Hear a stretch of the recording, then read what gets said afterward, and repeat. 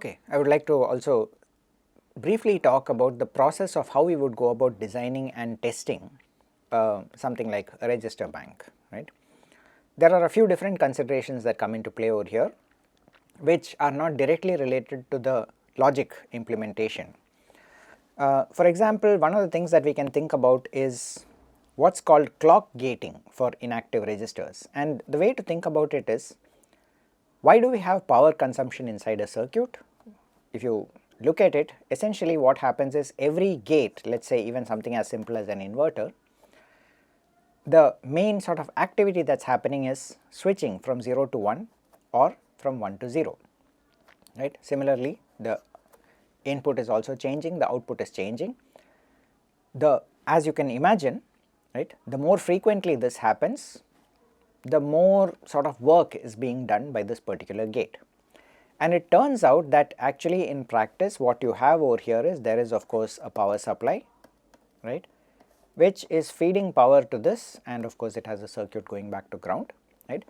Every time that I have this positive switch over here, essentially some current gets pulled out of the power supply and is used to charge this capacitance, right, which is the load capacitance. What I then have is, when I go in the opposite direction, this charge that is over here goes down to 0, right. Once again there is a current that flows over here. Ultimately what ends up happening is the fact that there is a current that flows, deposits charge on a capacitance, that charge then later on gets discharged down to ground. Overall there is some V into I, right, I can sort of integrate it out over time, and finally find out that for one complete charge discharge cycle at any point, at any particular net inside the circuit, there is a certain amount of energy that got dissipated, right. Now what does that mean? The next part of that is, the more often that happens, it means that I am going to be consuming power, meaning energy per unit time, right. And what is the primary thing in a digital circuit that decides when things are going fast? It is the clock, right. So if I have some kind of a circuit that basically involves flip-flops and some kind of combinational logic, right, what I would typically find is a large sort of switching activity over here would also translate into a fairly large switching activity over here, right, which means more power consumption. Now one other thing that we can find over here is actually that I simply have this clock. Maybe I do not really have this input changing over here, maybe the enable signal, right, is always 0, in which case basically what I would say is, this does not happen at all, right. I just have some kind of flat unchanging value over here, but this point over here is still toggling, right. The clock is something that is always switching from 0 to 1 and from 1 to 0.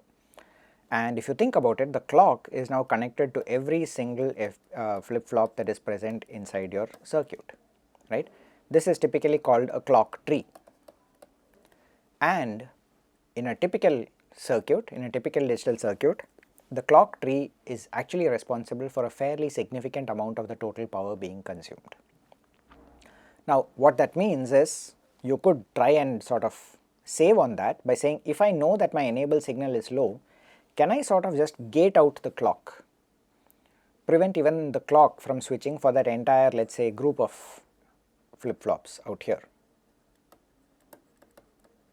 right, and somehow prevent the clock itself from switching at the inputs of any of them, right, and thereby save some kind of power.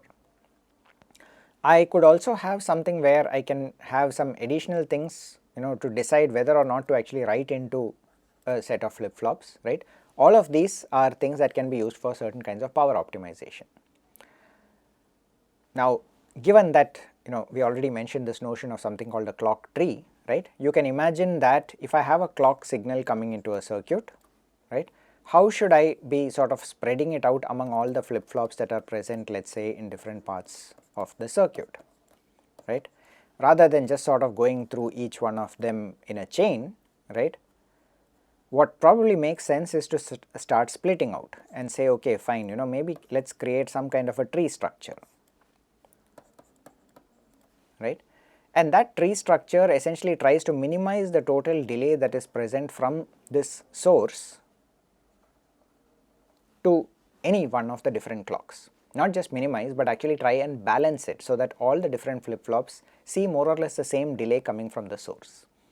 Now these are slightly advanced topics in the sense that in order to really understand how these delays matter and how they affect the overall circuit design, you do need to get down to the transistor level. That's not something we are doing in this course. These are just things to keep in mind. They are terminology you are likely to come across, things like clock tree balancing and register placement and the delay associated with register placement. These are issues which for the most part the tools will take care of for you, but at the same time you need to be aware that such problems do exist. Now let us say that you are writing the code corresponding to a register bank. You need to think, okay, what kind of test scenarios should I be considering, right? And let us think about what are the different behaviors that you can have corresponding to a register bank. The simplest one is, of course, does it behave properly under reset conditions, right?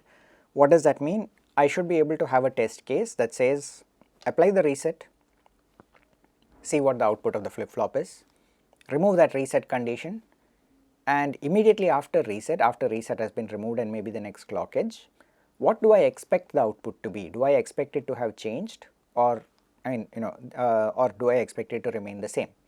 That of course actually depends on whether you have applied a certain input or not, right? So what you should probably do is activate the reset, maybe set reset equal to 0 if it's a active low reset, change the input a little bit, ensure that the output does not change during that time.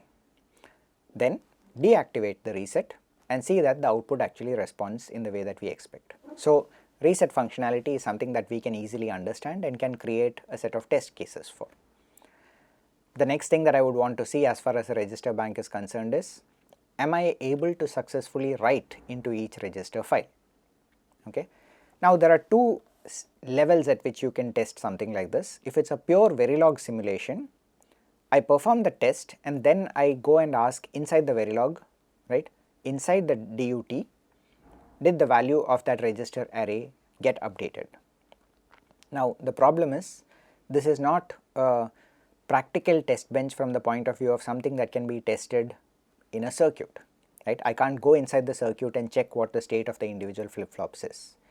If I put a restriction saying that you are only allowed to test at the boundaries of the module, right, then what I would need to do is write into the register and also read and check whether whatever I wrote got updated in the correct place. So the way to test it might be, for example, you write, let us say 0101 into register number 1, and then you read all the other registers, register 2, 3, 4 and so on. They should not have got updated to 0101, right? They should have something else that they had. Or more importantly, you can then think of, okay, let us write 0101 into register 1, 0110 into register 2, 1011 or something else into register 3, and then go back and read each one of those and ensure that they actually come back with the value that you wrote into them, right. So this is how you need to think about the scenarios for testing, right. What are the basic functionalities that you want to check as far as the DUT is concerned?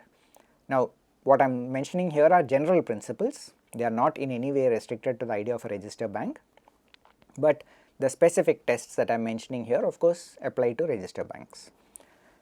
Another one that you can think of might be, what happens if I try accessing an invalid address? Now what does that even mean? Let us say that I have defined the address bus to be only 2 bits, right, and I know that I have 4 elements in my register bank.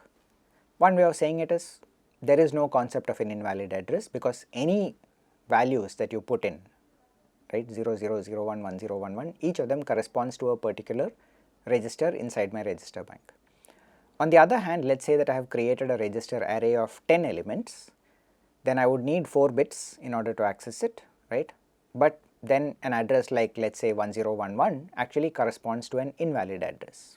Now that is a slightly artificial example, but it is an example of what might be an invalid scenario.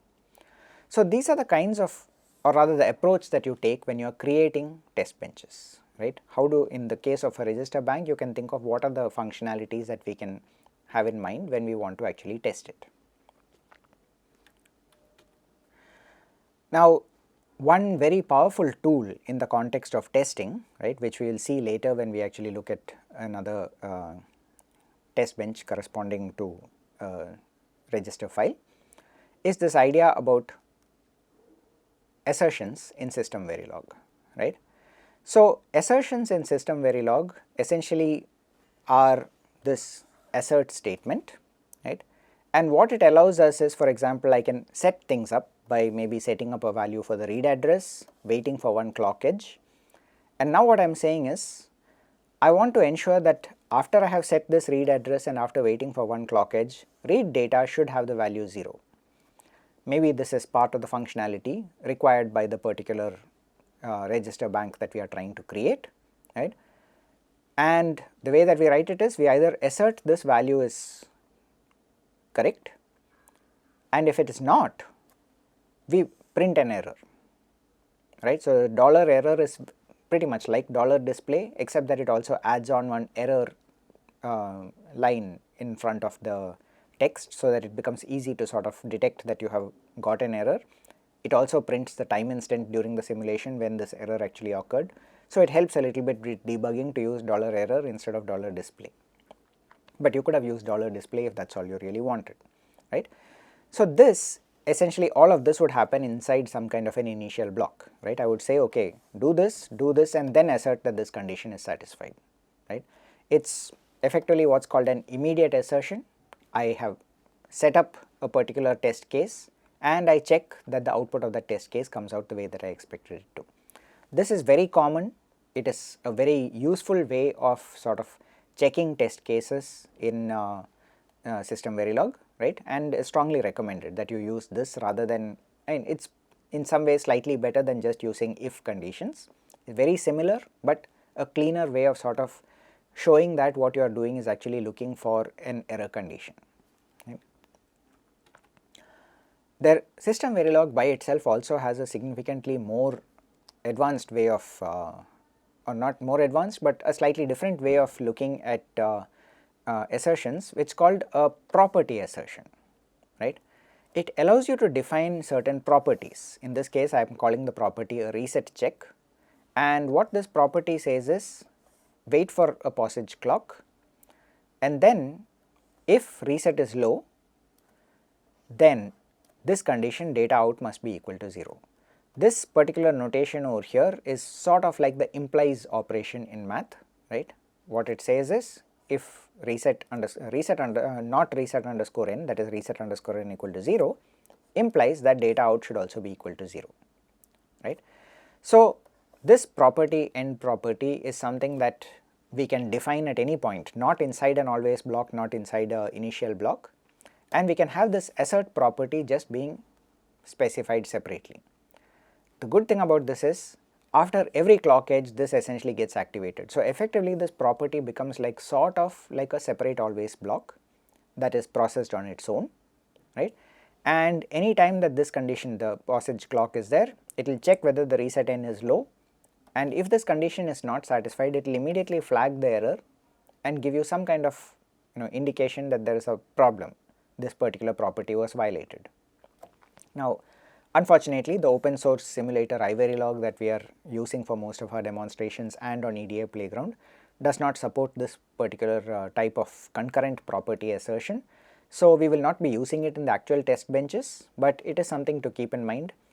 These are some of the properties of Verilog that it's strongly recommended you try and learn if you are doing more advanced design in Verilog, right. The purpose of this course is not to get into that level of detail, not to sort of teach the intricacies of Verilog, right. So, we are going to focus more on the higher level concepts. At some level a property check like this could also be emulated in most cases, right, by pretty much just having a separate always block that at each passage of clock checks whether reset n is true and whether data out is equal to 0 at that point in time, right. And if it is not, it can basically just have an immediate assertion that says look, some condition got violated, right.